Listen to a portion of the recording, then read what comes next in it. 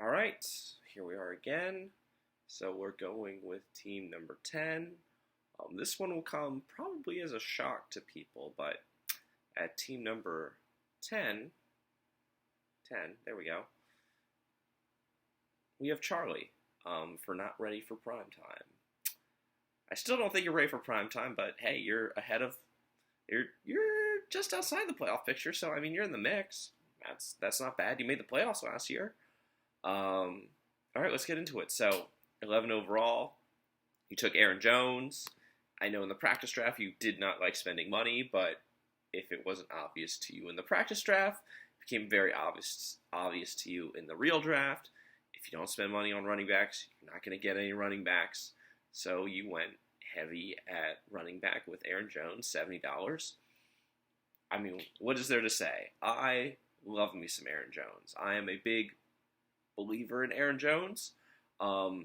I like to say he's the closest thing I can remember since Barry Sanders. Another good comparison for me to him would be another Hall of Fame running back, which is Marshall Faulk. He's one of the most efficient backs in the NFL. He consistently gets high yards per carry and yards after catch.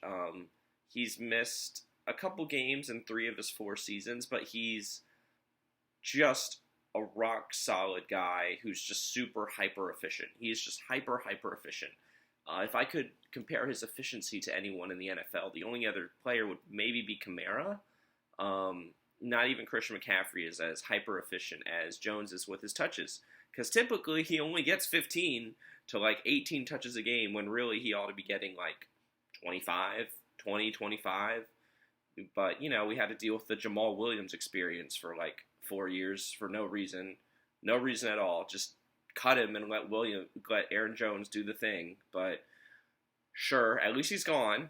I mean, we have A.J. Dillon now, but luckily Aaron Jones ought to be just soaking up all the receptions because A.J. Dillon is not a pass catcher at all. I still think he'll get around his customary 200 carries despite the extra game. I don't know if he'll get 1,100 yards again. I think he'll get closer to 1,000. He'll probably average around his 9-10 touchdowns, but I think more receptions and more reception yards this year. So maybe like 60 even. So we're pushing a high end, an extra 30 points, and maybe like 450, 500 yards depending on how things break. Again, and probably add a few touchdowns with receiving too. I really like Aaron Jones. I'll always like Aaron Jones. I wish that he got the ball more. That's really the only thing I got to say about Aaron Jones. He is so efficient that I would sacrifice some of that efficiency to give him more volume because he's that good. And so even though you're spending $70, and I'm sure you felt like, oh man, $70 is a lot. I mean, I already named my top 5 backs, but he's got the potential to be a top 5 back. You know, someone's going to get hurt. Things are going to happen.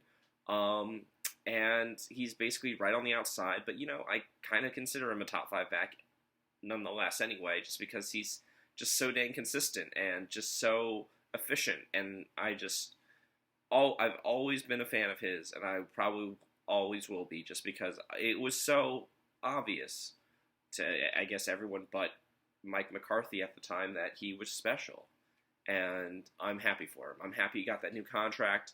I'm sad it's in Green Bay because Aaron Rodgers and Devontae Adams are both going to leave at the end of the year, and he's going to be trapped there, but hey, one final swan song, I guess, with the 3 of them. So we'll see how it goes, but nonetheless, I like Aaron Jones. I like that you spent money on Aaron Jones. The next selection is actually why you're at 10, ahead of teams ahead of you. So, like, we can go Eileen with the auto draft, and Stefan, and Sarah, and Rich. Those are the only 4 teams. I guess me. So, I mean, one of those 5 teams has to be number 4. So we'll get to there, I suppose. But the reason why I have you at 10 ahead of at least 4 teams is specifically because of this pick. This one pick, whether it be by coincidence or pure luck. So, what was that pick? So at 21 overall, you took Javonte Williams for $22. Javonte Williams is my favorite running back in this draft. He was taken in the second round by the Broncos, 35 overall. They trade up to get him. They cut Philip Lindsay, who I thought was the better back than Melvin Gordon, to basically open up room for Javonte Williams, and he will start out as the backup to Melvin Gordon in Denver. So, all that being said, why do I like Javonte Williams? Well, funny you ask. Javonte Williams played last year in North Carolina.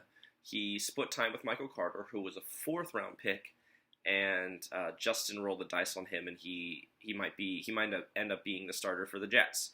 But Javonte Williams, when I watch him play, he's only 21 first off, right off the bat. But when I watch him play, I think of Kareem Hunt. He's like 5'9", but like 212 pounds. He's very aggressive, explosive, very good pass catcher, and he's tough to bring down. And I felt that you might have overpaid for Javonte because he's a backup. Melvin Gordon is the starter going into the season for the Broncos. So, Rich has him as his starter right now, today, when I record this video, on a Monday, September 6th at 10:45. Melvin Gordon is the starter for Denver.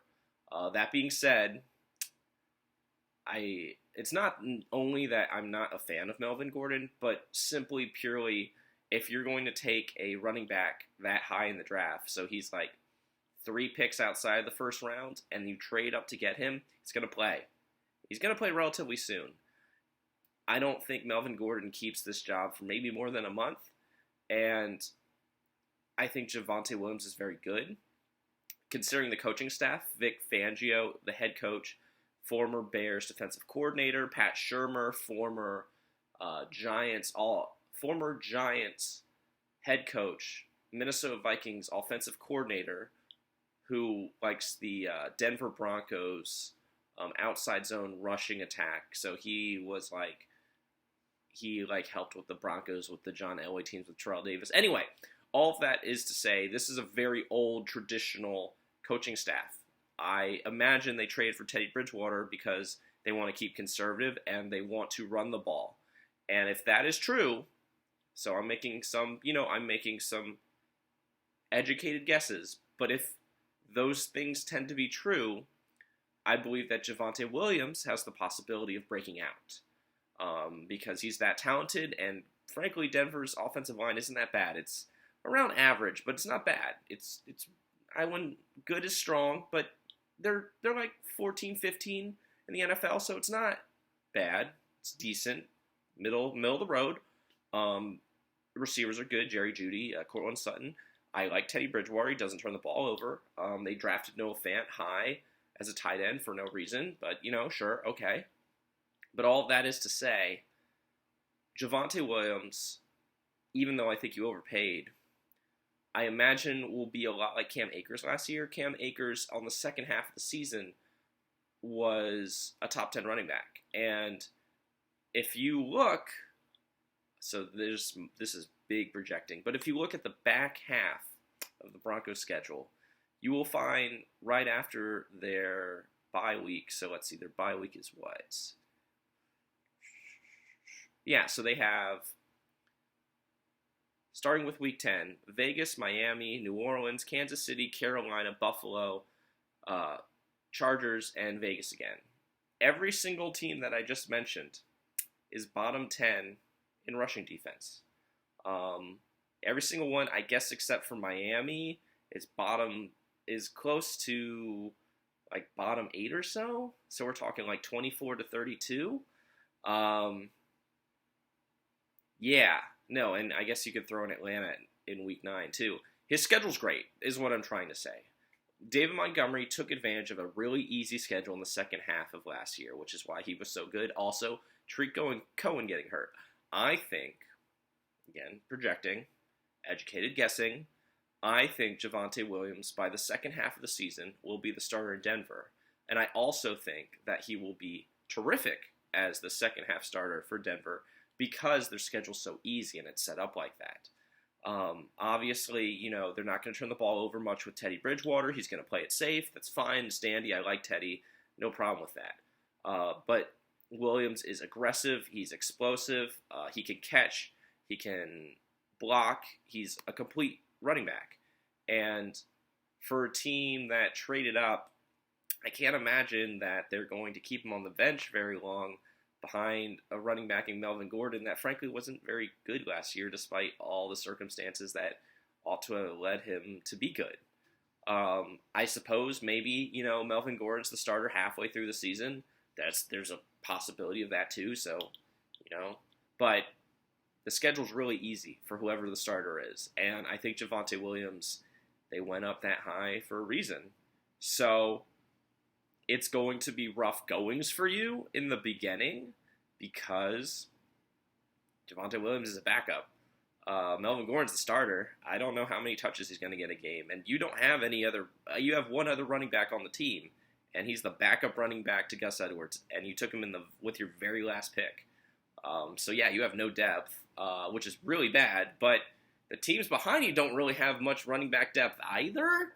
So it's kind of like, what do I like about these teams that I think are kind of flawed? And if Javonte Williams can stay healthy, and if he can become the starter, then I think he'll be a quality top 20-ish back, maybe better. I'm saying I think he could be this year's James Robinson, is what I'm trying to say. Or last year's second half David Montgomery, if we really want to be particular. The schedule's really easy. He's really talented. I like him a lot. The O-line's good. The quarterback doesn't throw a lot. Obviously, they'll be in shootouts sometimes, so they're going to have to play catch-up, so I don't know how much of the field he'll see. But Melvin Gordon is just not that great. That's why they drafted Javonte Williams in the second round. So, yeah, you're going to have to ride him, and at the beginning, it's going to be hard. Honestly, I would have preferred to keep someone like this on my bench and wait, which is what I typically do with rookie running backs, i.e. what I did with Miles Sanders, i.e. what I did with Aaron Jones. I don't like starting rookie running backs right out the gate unless it's like Najee Harris, or Ezekiel Elliott, I guess you could say. There's another example where it's just so obvious they're going to get a ton of play time and they're the starter. It's not obvious here. And that's why I think if it was obvious, his price probably would have been double. But he's tremendous. And whether it be by luck or pure coincidence, you getting him on your team is very good for you. If you can weather the storm early, if you can just stay at 3-3 through 6 games, since the regular season's only 12, if you can just be 3-3, or if you can be 4-4 after 8 weeks, we'll say. If you can just get there at 500 and let him, whenever he takes a starting job, if you can get there, he could get you in the playoffs by himself. That's real. That's what I really believe. That's how high I am on him. So, yeah, I talked about Trey Sermon with Hannah. I talked about Michael Carter.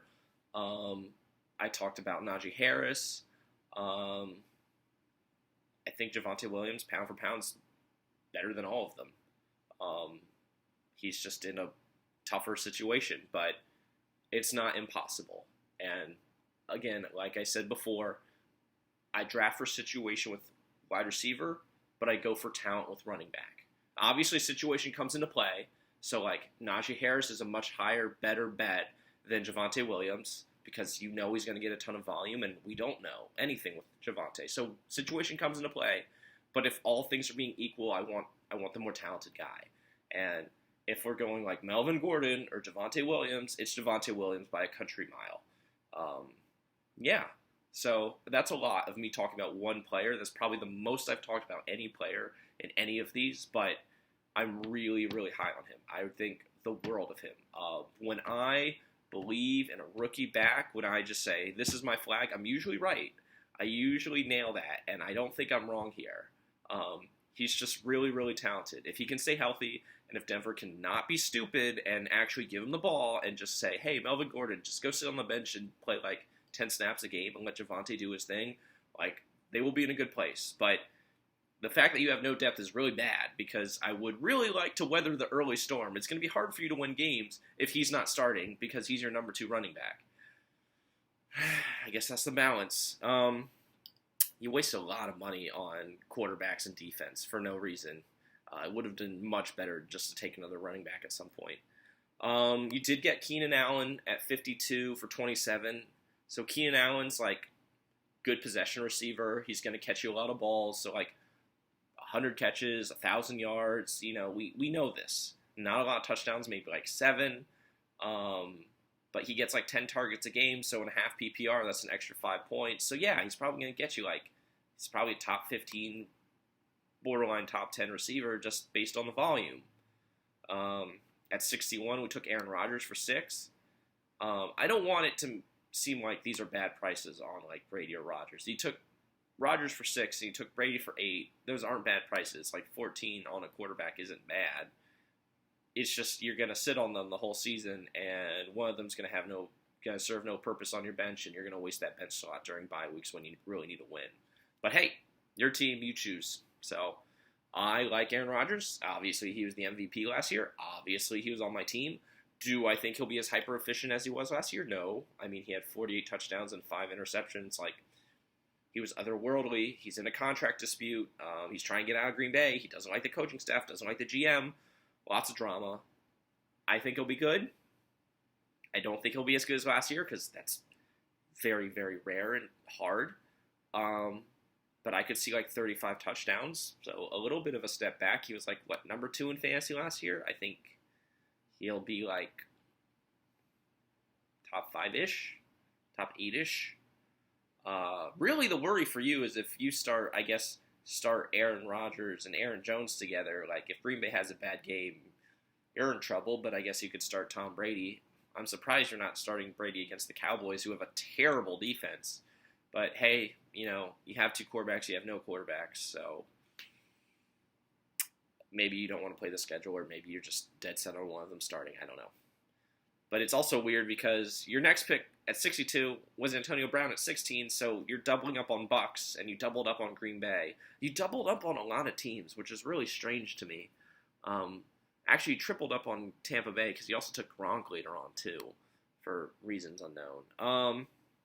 Yeah, you took Antonio Brown. I'm actually high on Antonio Brown, despite I know people paying more for, well, I guess Hannah got a deal with Godwin, but I'm actually higher on Antonio. Just because, I mean, it's not all that long ago he was the number 1 wide receiver in fantasy football, and he's like, once he came in, like, people don't remember, he basically joined the team at, week 9 last year, and as soon as he joined the team, he was basically just like the immediate, without question, like highest targeted wide receiver or player on the Bucks. He was getting more target share than Mike Evans or Chris Godwin. That's a fact. That's not me like pulling stuff out of the trash. 24% target share for the Bucks in the games he started. So yeah, really good player. Can he keep his head on straight? That is the question. But $16, sure. I think Evans is the red zone guy.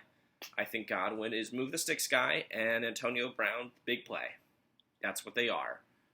Can Antonio get you 1,000 yards? I think that's a bit of a push just because there's so many weapons, and it's going to be spread out. But, you know, I could see like 800 yards, 6 touchdowns, maybe some rushing even. So I could see him being a good flex.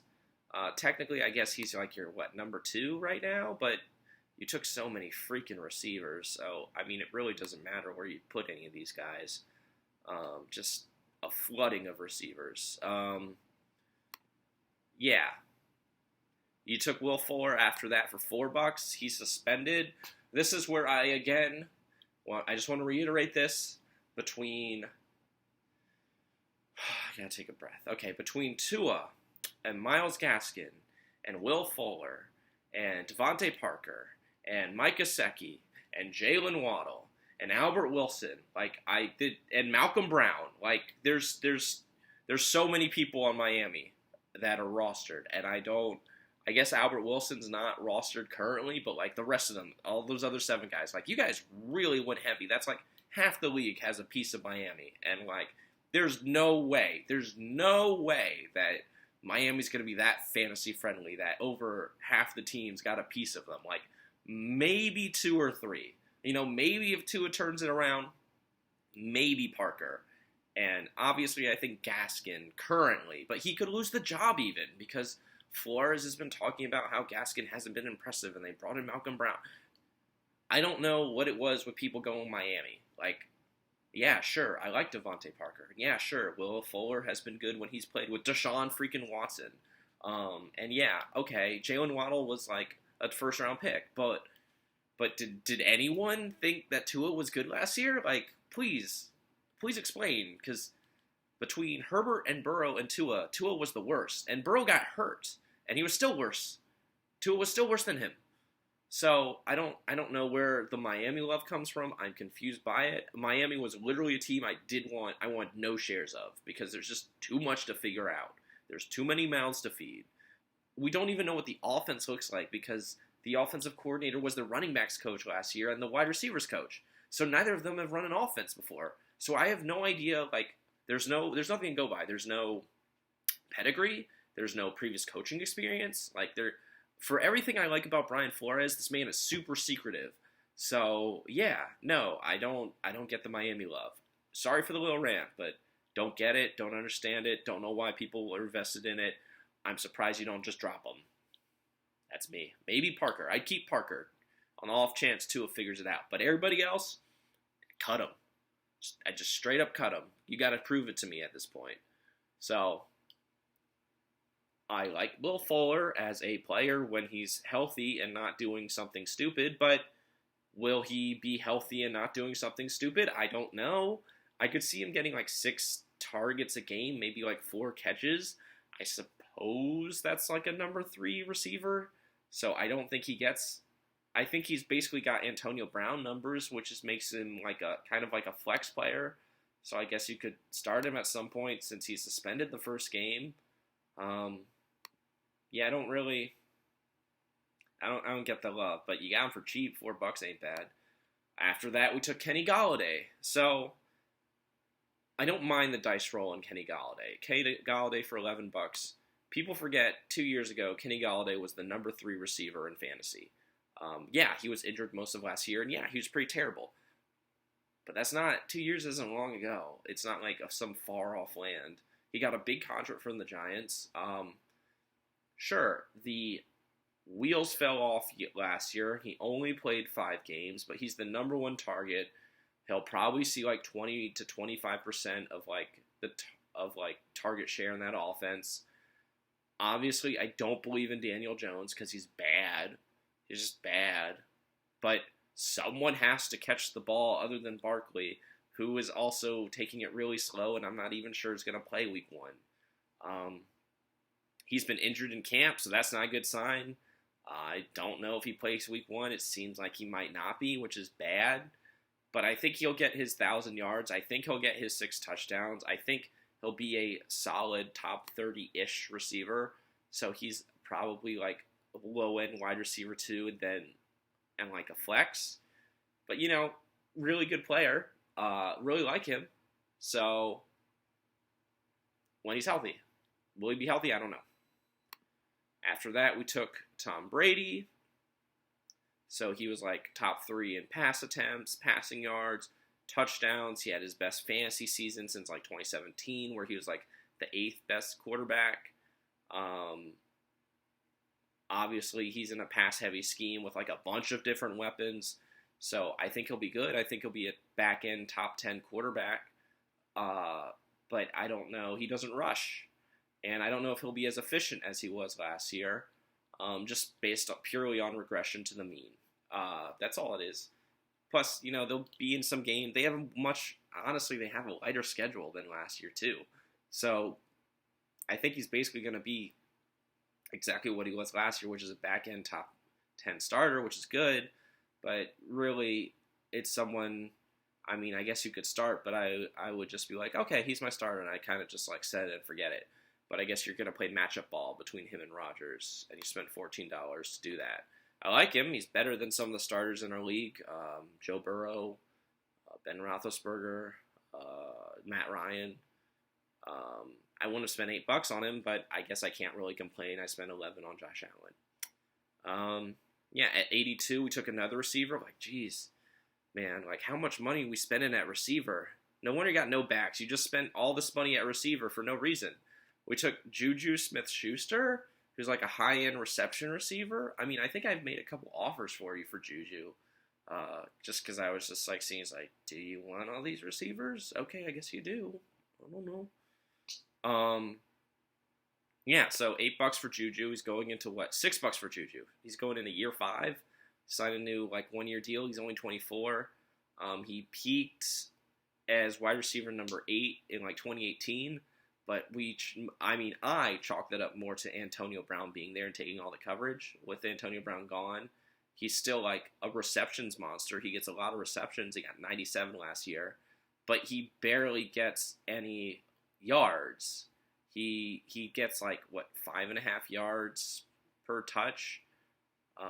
So like yeah, the receptions are nice. He'll get like you an extra like we'll say 48 points or so from receptions alone, but he doesn't do a whole lot with it. And I don't think he'll get as many touchdowns as he did last year. Again, we're talking like mid-range, like low-end number 2 receiver, flex receiver, which you have a lot of them. You've just filled up on them. You got Fuller and Golladay and Smith-Schuster and Brown. Like the number one's clearly Allen, but I just named off 1, 2, 3, 4, and we kept going. We spent $5 more on Deebo Samuel, who I like Brandon Ayuk more because I think he's a breakout candidate because he's so athletic and he seems to have rapport with Trey Lance. I think Deebo was very, very injury plagued last year. He only played 5 games, but he gets like a healthy target share. But I think Jimmy Garoppolo is going to be replaced at some point. I could see like 800 yards, six touchdowns maybe. When he was a rookie, he was like fantasy receiver number 9 for the back half of the season when he played. He's a weapon as a rusher, so he'll get some rushing yards too. I don't know if San Francisco's purposely trying to build out like the Chiefs' offense, but I kind of see it like Ayuk is like Tyreek Hill-ish, like athlete, and like Deebo Samuel's kind of like the McCall Hardman, Sammy Watkins. I think that takes it good step here. I see Deebo Samuel as like a flex option receiver, which by this point, like we're exhausted with the amount of flex option receivers, and we're still not done because at 117 we spent another $8 on Chase Claypool. So like, I like Chase Claypool. He was like a player of mine. I had him for a week and then I traded him. But you know, I think he'll be a good breakout candidate. I think he has good. He's the red zone threat for the Steelers, and I like him a lot. I think he's like again another wide receiver 3-ish flex kind of guy. I think he'll get a lot of red zone targets. I think he might crack 1,000, depending on how pass heavy the Steelers' offense is. He is going to take away some targets from Juju Smith-Schuster and Deontay Johnson, which again, another player that you're doubling up on a team, so you're doubling up on Steelers players. I'm having a hard time keeping track of all of this. But I think he's possibly a top 20 receiver, depending on the volume. I like him a lot. I like him more than Smith-Schuster because of the red zone play. So, by now, we have 1, 2, 3, 4, 5, 6, 7. We have 7 receivers. Okay. So we're just going to go into like basic draft strategy here before I even go on because I'm exhausted. We will take Keenan Allen out because $27 for a number 1 receiver, even if he's just top 15, fine, sure, whatever. 20 for Brown and Fuller. We got another, so we're at 31 for Kenny Golladay. We're at 37 with Smith-Schuster. We're at 42 with Deebo. We're at 50 with Claypool. And if we take out Brady, that's 58. So we spent $58 to collect six flex receivers and a quarterback. Like, this is why you have no third running back. That's stupid. Like, that's bad. That is bad management. Even if you wanted to say, okay, well, there weren't any good prices. Damian Harris went for $14. All you had to do was deviate a little bit. Not a lot, just a little. Just, like, not draft 7 receivers. I know you were unhappy. You're just like, oh, I'm probably not going to get a running back in the draft. Yeah, you're not going to get a running back in the draft because you keep trying to constantly hit singles with all of these wide receivers. But you can't start all of them. Like, you can start 4 of them, I guess, a week, and you'll be able to cover, like, any sort of possible bye week with any of these receivers. There's so many receivers. Plus, we still got Gronk. So, like, I guess we'll count him as, like, what, number 8? So, like, we have 8 pass receiving options for 4 slots. But we got 2 running backs. We have 2 running backs. And then we're using another bench slot on a quarterback. Like, it's infuriating to me to think that I'm ranking this team 10th, but the team makes no sense because it was basically like, it's like basically just like looking at a bookshelf and being like, I'm going to fill this bookshelf with books I like, and then going to the library and just stealing a bunch of books and just throwing them into the bookshelf. Like, there's no real thought to it. There's no, like, perspective of it. There's no real, like, color coordination or alphabeticalized. And even worse, we didn't even spend any money on books we like. We just stole them.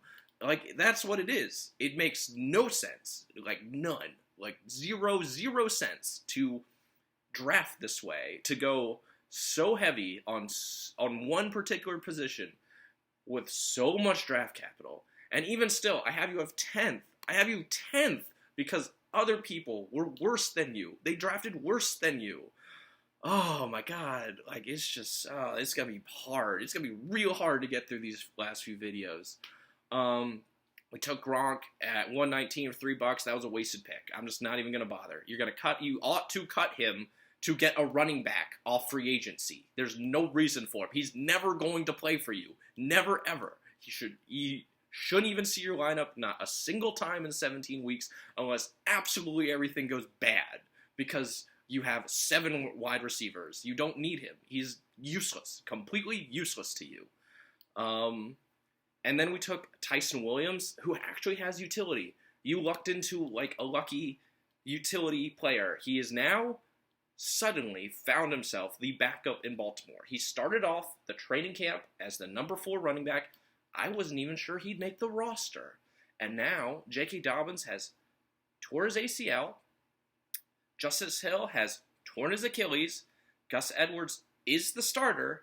And this guy who even I have to dig deep into draft reports to find out about him. Even he is the backup running back. He is one bad injury to Gus Edwards away from being the starter for the top rushing attack in the NFL. That is wild to me that you finagled this late in the draft. I would have appreciated getting him, but I did not get the chance. So, yeah. Your team makes no sense to me. I will give you a C- simply because you lucked into 3 running backs that I like. But you have no depth at running back because you wasted all of the money on receivers that you clearly do not need. I suppose you won't trade any of them. You'll keep them for reasons unknown. I wish you luck trying to get a running back because, my oh my, it is going to be hard for anyone to get a running back this year, and that is why I drafted so many of them. But my goodness, like, the bench makes no sense. Like, you're really, really deep at receiver. You can take whatever injuries come. You can dump the defensive players that's not even counting. Oh my gosh. Like, we spent money on the defensive players. Like, how much did we spend? So, like, $6 for Budda Baker, $2 more for Kendricks, $1 for Watt, thank the Lord. And Oluokun only cost $2. Okay, so we spent, like, we didn't spend much. We only spent, just crazy to me. We only spent about, like, $11. $11? Yeah. So that's 2. That's 3. That's 5 on Kendrick. Yeah, so $11. Spent $11 on defense. Would I've preferred 4? Yeah. We played 4, and then we had the extra 7 with the 58. You got 65, but I don't. It wouldn't be that bad if we didn't just spend so much money getting flex receiver, flex receiver, flex receiver, flex receiver, flex receiver, flex receiver. I mean, lucky for you, I have you ranked 10th despite all of this ridiculousness, because all of the players you drafted have, I guess, maybe except for like Fuller, because I have no idea what to make of him. Everybody else has utility. If Kenny Golladay stays healthy and Daniel Jones suddenly takes a step, which I doubt, but he'll be the number 1 target. He'll get 1,000 yards. Juju Smith-Schuster, he'll get like 95 receptions. Deebo Samuel, he'll get like 75 receptions, so much less, but he'll do more with the yards. He might get 1,000 yards. Chase Claypool will get like maybe 10 touchdowns in the red zone. Antonio Brown is going to get like 7 receptions a game and probably get like a good like 50, 60 yards. I can see all of that. I would have preferred to just have 4 of them rather than counting Gronk 8 of them, but sure, why didn't you just go with 6 of them and then keep the rest of the money and spend it on a running back? I have no idea. I don't have any clue. Like, literally, Damian Harris went for 15 at 72, and then you went at 74 and spent $11 on Kenny Golladay. And I don't know why. I have any running back with a pulse. You should have been bidding on any running back with a pulse by the time we got to like 70, because you'd spent all your money on you had 3 receivers by then, counting Fuller. You had 3 already, so I guess Fuller's suspended, but still, that's like most of your starting lineup. You can start the running back at flex or whatever. I mean, obviously there was back-end receivers you were going to be able to find. This makes no goddamn sense. Patrick did a very good job picking cheap running backs in the back end. It would have behooved you to get like a Ronald Jones for $4, a Jamal Williams for $3, a Philip Lindsay for $3. I don't even like Philip Lindsay because he's on the Texans, and the Texans are dumb. But on a team like you could have really, really, really, really used it. And you didn't do it. You just kept going. It's just like, I'm going to keep hammering wide receiver for no apparent reason. I'm just going to keep mashing that button. I'm going to steal from the library and use it to make all of the books in my house. That's what you did. You stole from the library to make all the books in your house, and it was dumb. And I hope the library bill comes for you. And I don't think you'll make the playoffs, probably because, honestly, I don't think you'll put in the work to fix this team to get the right running back in case I am wrong about Javonte Williams or if someone gets hurt. But you'll have fun with it, I guess. Still, just like everybody was really sad to watch your team fall apart in the second half of last season, I kind of feel the same way. I don't know. Just don't. It's like, I don't even know what to compare it to. It's like watching someone drown, and you want to throw them on a life raft, and they just want to die. That's it. That's it. So, this was super frustrating. I really went into the deep end with this, but yeah, it's a lot of wide receivers for no reason. I don't know why, but hey, at least you have good ones.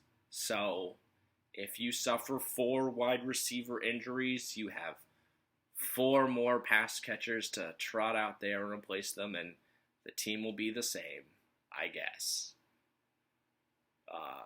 Those bye weeks are going to be real hard for you, though, man. Like, not for the wide receivers, but for the running backs. Like, I don't know if you're going to win the week Aaron Jones is gone or if Javonte Williams is gone. And if either of them get hurt, then you're really in big trouble. But people behind you did an even worse job drafting, so you're 10. Ugh. I guess here we go.